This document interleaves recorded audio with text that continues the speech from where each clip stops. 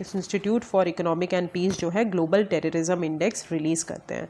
Okay, next question is 109th question, match the list match the following है। अब इसमें हमको कुछ कुछ पार्टीज़ दी गई हैं और उनके कुछ लीडर्स दिए गए हैं, अब उसके बारे में बताया है। This is related to modern India question.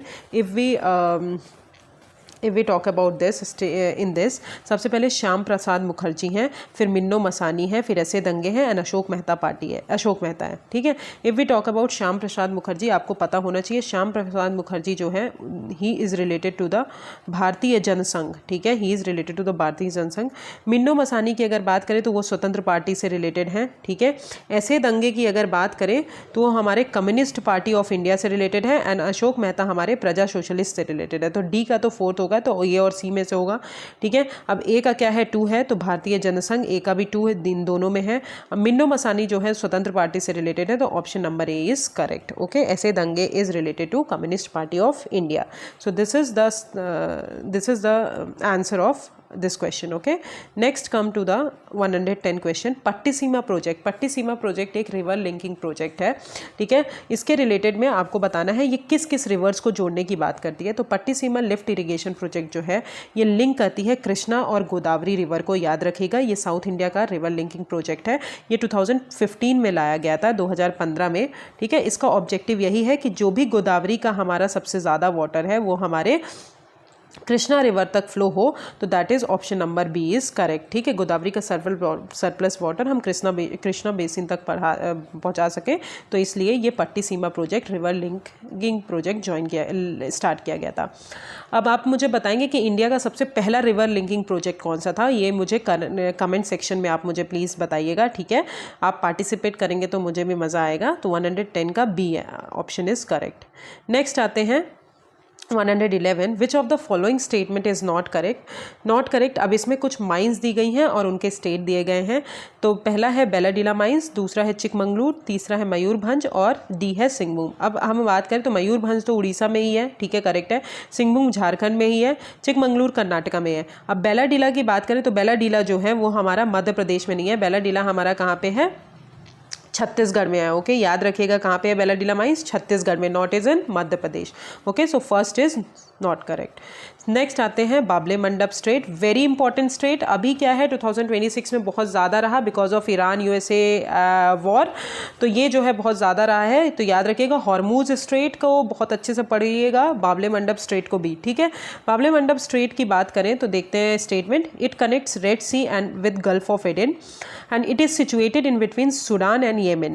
If we talk about Bable Mandap, yes, it connects Red Sea and Gulf of Aden, but it is located between Yemen and Djibouti. ठीक है, Yemen and Djibouti, not with Sudan. ठीक है, तो option number 2 is wrong. Option number A is correct. It connects Red Sea and Gulf of Aden.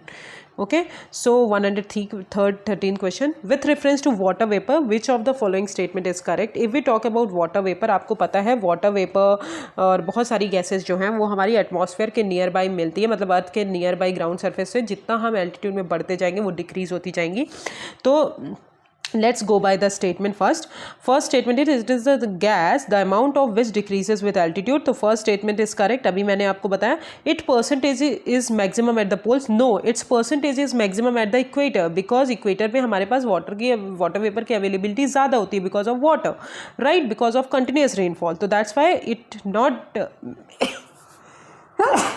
it minimum at the poles and maximum at the equator. तो option number 2 is wrong, तो option number A is correct. 113 का option number A is correct. Next question is question number 114. If we talk about 114 question, what are cold-blooded animals? Cold-blooded animals जो cold environment में रहते हैं.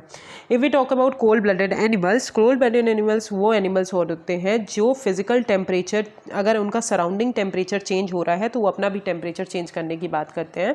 So that organism are called cold-blooded animals. Most reptiles, fish, amphibians, insects जो है वो इसी category में आते हैं. तो animals with blood without hemoglobin, animals who are not ferocious, animal whose body temperature remain constant, cold-blooded animal whose body temperature varies according to the temperature of the atmosphere, that is cold-blooded animal. 114th का option number D is correct. Next question is Which of the following statement about non-plan expenditure of central government is correct?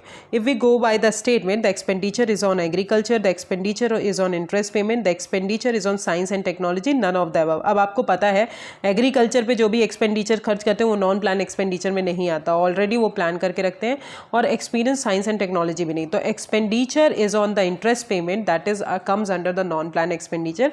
अब non plan expenditure वो expenditure होते हैं government के, जैसे कि आप salaries दे रहे हैं, सब्सिडीज दे रहे हैं, लोन्स दे रहे हैं, ग्रांट्स दे रहे हैं, पेंशन दे रहे हैं, डिफेंस रिलेटेड इंटरेस्ट पेमेंट के लिए दे रहे हैं. ठीक है, जो भी स्टेट और यूटीज़ को, वो हमारे नॉन प्लान एक्सपेंडिचर में आते हैं. और ये जनरली रिकरिंग एक्सपेंडिचर होता है क्योंकि हर साल ये दिया जाता है. और large portion of non plan expenditure की अगर बात करें तो वो इंटरेस्ट पेमेंट में जाता है. ओके, तो 115th का जो है वो हमारा B option is correct. Now let's come to 116 question. 16 question में लिस्ट 1 है, लिस्ट 2 है. अब इसमें बोला गया है कि number of times president rule कहाँ कहाँ लगा है till 2019. If we talk about the Manipur, north eastern state में मोस्ट ऑफ द टाइम, सबसे ज़्यादा नॉर्थ ईस्टर्न स्टेट में हमारा जो है प्रेसिडेंट रूल रखता है. तो ए का हमारा 2 होगा. तो ए का 2 ऑप्शन जो है ये सिर्फ बी स्टेटमेंट में दिया है. तो ऐसे आप गेस भी कर सकते हैं. तो ए का जो है बी स्टेटमेंट में दिया है, तो बाकी सबका आपको पता चल जाएगा. तो ए मणिपुर में 10, यूपी में 9 टाइम्स लगा है, बिहार में 8 टाइम्स लगा है, एंड उड़ीसा में 6 टाइम्स लगा है. तो these are the times and the state जहाँ पे प्रेसिडेंट रूल लग चुके हैं. Okay, next question is 117th question. Federalism से एक क्वेश्चन हमने पहले भी कर लिया था, अब ये भी क्वेश्चन देखते हैं, which is related to assertion and reason. जब भी असर्शन और रीजन का क्वेश्चन आए आप प्लीज़ बीच में बिकॉज लगा दीजिए, तो आपका आंसर सही और गलत पता चल जाएगा. First statement is federalism in India is in recent moving from cooperative to bargaining federal system because residuary power of legislation are lying with the centre. तो आप बिकॉज में वो मैच नहीं हो रहा है, तो ऑब्वियसली रीजन जो है करेक्ट नहीं, रीजन असर्शन के लिए रीजन करेक्ट नहीं है. But if we talk go by the statement, both the statement are correct. ठीक है, तो फेडरलिज्म इन इंडिया जो है कोऑपरेटिव से बार्गेनिंग फेडरलिज्म में जा रहा है, और आपको पता होना चाहिए रेसिडरी पावर जो है वो हमारी पार्लियामेंट के पास है. तो both the statement are correct, both the statement are correct, but R is not a correct explanation of A. ठीक है, assertion. तो कोऑपरेटिव एंड कोलैबोरेटिव फेडरलिज्म की बात करें, जहाँ पे सेंट्रल गवर्नमेंट ट्राई करती है कि हम जितनी भी प्रॉब्लम्स हैं, जितनी भी चीज़ें हैं वो कॉमनली सॉल्व करें, ना कि हम अलग से